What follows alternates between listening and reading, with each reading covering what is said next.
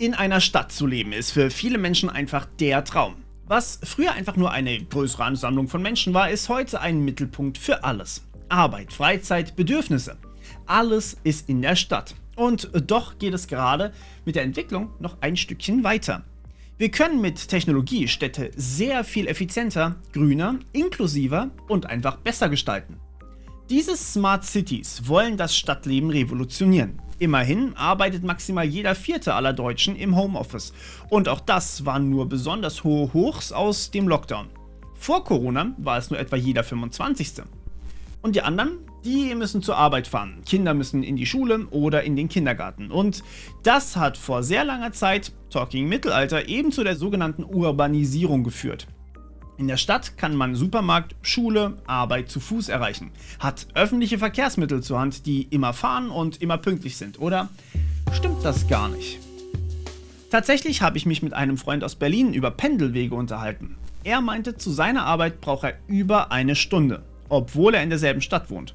Und das ist im internationalen Vergleich trotzdem wenig. Staus in Metropolen wie New York oder weite Entfernungen wie in Tokio führen dazu, dass selbst wenn man in derselben Stadt lebt und arbeitet, häufig Wege von 2 Stunden und mehr normal sind. Bei einer Arbeitszeit von 8 Stunden und einer Mittagspause seid ihr dann bei etwa 12,5 Stunden, bis ihr wieder zu Hause seid. Und nein, mit dem Auto seid ihr trotzdem nicht schneller, denn immerhin sind Innenstädte wahnsinnig verstopft. Das trägt nicht nur zur Klimakrise bei, sondern auch zum Frust und der Unausgeglichenheit von vielen Menschen, zu Depressionen und mehr. Sollten wir also Stadt vielleicht neu denken? Und was können Smart Cities noch alles?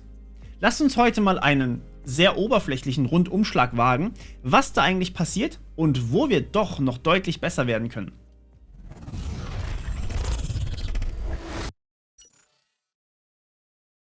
Bevor wir starten, dieses Video hier ist ein wunderbares Beispiel dafür, wie Digitalisierung und Informatik Menschen wirklich überall hilft. Um diese tollen Ideen und Konzepte umzusetzen, braucht es aber Interessierte wie dich. Daher wird dieses Konzept von der Fachhochschule der Wirtschaft, unserem langfristigen Partner, unterstützt, die ein innovatives, modernes, duales Informatikstudium anbieten.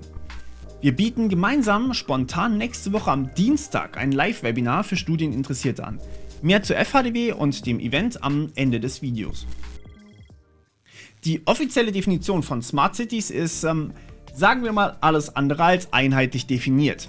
Grundsätzlich geht es aber darum, Städte schlauer zu machen. I know, der Sherlock Morpheus hat's wie immer drauf. Schlau heißt aber in dem Fall vor allem effizienter, fortschrittlicher, grüner und sozial inklusiver. Effizienz ist einfach erklärt. Das eingehende Beispiel mit den langen Arbeitswegen, viele Stadtteile, die eben doch nicht so gut an öffentliche Verkehrsmittel angebunden sind, weil lohnt sich nicht, das möchte man besser machen und vor allem auch einfacher. Verwaltung und Behörden gehören da aber auch dazu, was eben alles zur Stadt gehört. Abfallentsorgung, An- und Ummeldung, Förderung, Baumaßnahmen und so vieles mehr. Fortschrittlicher meint hier hauptsächlich technologisch fortschrittlicher und ist mehr Mittel als ein Zweck. Grüner meint eine effektive Stromversorgung, die ja auch teilweise aus der Stadt durch Solar selbst kommen kann. Aber auch die Öffis sind da mal wieder mit gemeint. Und sozial inklusiver heißt, die Bürger sollen auch selbst mitmachen können. Mitbestimmen über Maßnahmen, mitgestalten von Ideen und mithelfen bei der Umsetzung. Da das aber alles noch sehr abstrakt ist und sogar manch eine treibende Kraft hinter Smart Cities nichts Konkretes sich vorstellen kann, hier mal ein paar Beispiele. Seit 2019 gibt es jedes Jahr einige Städte in Deutschland, ja in unserem digitalen Schlusslichtland, die vom Bundesministerium für Wohnen, Stadtentwicklung und Bauwesen als Modellprojekte ausgewählt werden. Aktuell sind wir bei ca. 73 Modellprojekten und gesamten Fördermitteln von 820 Millionen Euro. Als Grundlage dafür dient die Smart City Charta von 2017, die 10 Jahre lang Förderprojekte aus Städten auswählt und bei der Umsetzung hilft. Die Idee ist dabei, bestehende Technologien miteinander zu verbinden, um das Leben leichter oder besser zu machen. Ein Beispiel, was vermutlich viele von euch kennen, sind die E-Scooter oder auch Fahrräder, die man sich an vielerlei Stellen leihen kann, um eben zum Beispiel schneller oder bequemer an sein Ziel zu kommen. Bezahlung bequem per App nach Nutzungszeit. Schauen wir uns aber das ganze Beispiel mal ein bisschen genauer an, um diese ganzen Konzepte zu verstehen. Die meisten von euch kennen es vermutlich und doch zeigt es schön, was man mit Smart Cities machen kann, beziehungsweise wie die erstmal smart werden können. Aber natürlich ist das erst der Anfang und wir werden nachher noch sehen, was da alles noch mehr möglich ist. In Berlin gibt es wie in vielen anderen Städten Bikesharing mit zum Beispiel Nextbike, Wheels, Callabike und noch vielen anderen Anbietern. Das Prinzip ist einfach. Man lädt sich eine App auf das Smartphone, das ohnehin immer dabei ist, registriert sich, manchmal mit Verifikation, weil ein Führerschein nötig sein kann, und man kann danach an verschiedenen Stationen ein Fahrrad ausleihen. Das kann man dann zu anderen Stationen fahren und das können in Berlin tatsächlich viele sein. Abrechnung passiert automatisch pro Minute oder im Monatsabo und wird teilweise auch von der Monatskarte der Bahn mitfinanziert. Ähnlich ist das natürlich auch mit Carsharing möglich. So kann man sich auch nach verpasster Bahn oder für Wege, wo die Öffis nicht so gut vernetzt sind, schneller und effizienter bewegen. Absolut essentiell ist dabei allerdings Folgendes: Wer diese Räder nutzt, ist dafür auch verantwortlich, sie in einem guten Zustand zu hinterlassen. Das kann bei solch einer Menge nicht händisch überprüft werden und dafür brauchen wir das Internet, nämlich genauer gesagt das Internet of Things. Sensoren messen, wo man sich befindet, und es gibt Sensoren, um den Zustand des Fahrrads zu überprüfen, die dann aber im besten Fall automatisch an den Stationen gleich mit aufgeladen werden. Diese Sensordaten werden an die Anbieter übertragen. Die wissen dadurch, wo sich das Bike befindet und ob dort alles in Ordnung ist. Das alles ist also doch ein recht komplexes Informatikkonzept, kann man sagen, und kann eigentlich auch nur als Ganzes funktionieren. Die Anbieter brauchen Daten, wann, wo, wie viele Fahrräder benötigt werden. Sie bekommen diese Daten durch die Sensoren natürlich, allerdings bekommen sie auch dadurch noch massiv viele andere Daten, die sie wieder in mehr Städten benutzen können, um beispielsweise Teile, die häufig kaputt gehen, stabiler machen zu können. Data Science, Bitches. Und so kommt es, dass Anbieter wie etwa Nextbike schon in ca. 300 Städten unterwegs sind. Ein Einstieg als Unternehmen ist also fast nie ohne Hilfe möglich, es sei denn, man verpflichtet Anbieter zu Open Source und Open Data. Und ja, auch hier wurde der Name übertragen. Open Cities. Ja, dieses europäische Pilotprojekt förderte zum Beispiel auch Berlin, wo Innovationen im Rahmen eines Wettbewerbs gesucht wurden. Es geht und ging dabei um Offenheit, sprich Daten sollten allen zur Verfügung stehen, damit alle daraus Innovationen erschaffen können. Der Code musste ebenfalls öffentlich sein und die Sensorik musste nachvollziehbar sein in sogenannten Open Sensor Networks. Dass eben nicht heimlich doch noch irgendwie Daten gewonnen werden können für die Anbieter. So garantiert man Vertrauen, Datenschutz und einen fairen Wettbewerb. Zumindest, wenn man darauf achtet, dass Daten wirklich anonym sind. Wenn ich allerdings einen Zusammenhang ziehen kann, dass Person A jeden Morgen von einer ganz bestimmten Adresse zu einem ganz bestimmten Arbeitsplatz fährt und einmal in der Woche in der Mittagspause ins Bordell und danach wieder über Nacht an die Adresse geht, dann kann ich leider recht schnell sehen, dass Herr Müller seine Frau doch betrügt, was uns allerdings nichts angeht. Also bitte Vorsicht mit den Daten. Laut dem Smart City Index führt Singapur, dicht gefolgt von Zürich und Oslo, die Liste der smartesten Cities an. Aber wieso? Was können die so besonders? Singapur, die im Jahr 2014 ihre Smart Nation Initiative einführten, haben eine richtig breite Palette an Maßnahmen bereits umgesetzt, die bei uns noch in den Kinderschuhen stecken. Klar, es wird regelmäßig angegeben, wie viele Menschen kontaktlos bezahlen, und während das in Deutschland noch keine breite Unterstützung hat, zum Beispiel für Google Pay, und man mit sowas im Rewe eher seltsam angesehen wird, ja, ich spreche aus Erfahrung, ist das in Singapur eigentlich völlig normal. Das geht dort allerdings noch ein bisschen weiter und meint auch den vollautomatischen Kauf von Fahrkarten, zum Beispiel, wenn man öffentliche Verkehrsmittel verwendet. Ja, in manchen Ländern muss man die Fahrkarte nicht händisch am Automaten lösen und wird dann kontrolliert. Klar, das schafft Arbeitsplätze, aber diese Kontrolleure könnten ihre Zeit viel sinnvoller verbringen. Stattdessen läuft man an einem NFC-Reader vorbei, der automatisch hinterlegt, wo man einsteigt und beim Ausstieg den richtigen Preis abbucht. Und mit GPS und der entsprechenden App würde sich das eigentlich sogar ohne Scanner machen lassen. Warum haben wir das dann noch nicht bei uns überall? Es gibt Ansätze für diese GPS-basierte Methode, zum Beispiel in Karlsruhe, allerdings kann man A, GPS gut tracken und B, bekanntlich auch ziemlich gut fälschen, wie ihr vermutlich von Pokémon Go wisst, ihr kleinen Cheater. Was ich definitiv aber schon mal sagen kann, die Bahn-App mag zwar gut sein, aber eine einheitliche Regelung deutschlandweit würde die App sehr viel nutzbarer machen. Ein weiterer gigantischer Bereich, und damit meine ich riesig gigantisch, ist die Digital Health. Auch hier arbeitet Deutschland dran mit seiner, wie drücke ich das nett aus, ambitionierten elektronischen Patientenakte. Es geht hier um die Verfügbarkeit von Sprechstunden, sowohl vor Ort als auch digital. Letzteres bietet Menschen, die vielleicht nicht so gut zu Fuß sind oder kein Auto haben, trotzdem einen schnellen Kontakt zum Arzt. Auch hierfür gibt es tolle Konzepte, die auch Messungen, Abtasten etc. möglich machen. Und wie man allein am Stichwort Messungen sehen kann, bei Medizin und Gesundheit fallen ebenfalls massiv viele Daten an. Diese Daten so zu nutzen, dass sie bei Gesundheitsforschung, Prävention und Behandlung effektiv genutzt werden können, aber trotzdem der Patient die Hoheit über seine Daten behält, ist absolut nicht einfach, kann hier aber häufiger mal den Unterschied zwischen Leben und Tod darstellen. Der letzte besonders große Punkt ist die Teilhabe an der Stadtgestaltung und die Verwaltung.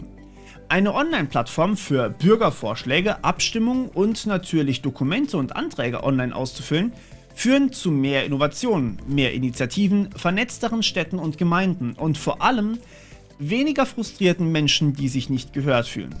Wo 25 Gigabit Leitung, liebe Stadt? Doch dazu bräuchte man überhaupt die Möglichkeit, sich online ausweisen zu können. Dass das aber gar nicht so leicht ist und sicherheitstechnisch ein echter Albtraum sein kann, das zeigt unsere deutsche ID-Wallet. Kurz vor Ende der Amtszeit der letzten Regierung wollte Andi Scheuer nochmal so richtig zeigen, was er drauf hat.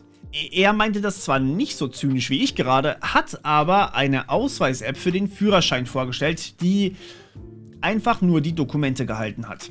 Die Sicherheitsprobleme waren so gravierend, es war nicht mal nur eine normale Lücke, die man reparieren konnte, die Lücken waren Teil des Konzepts.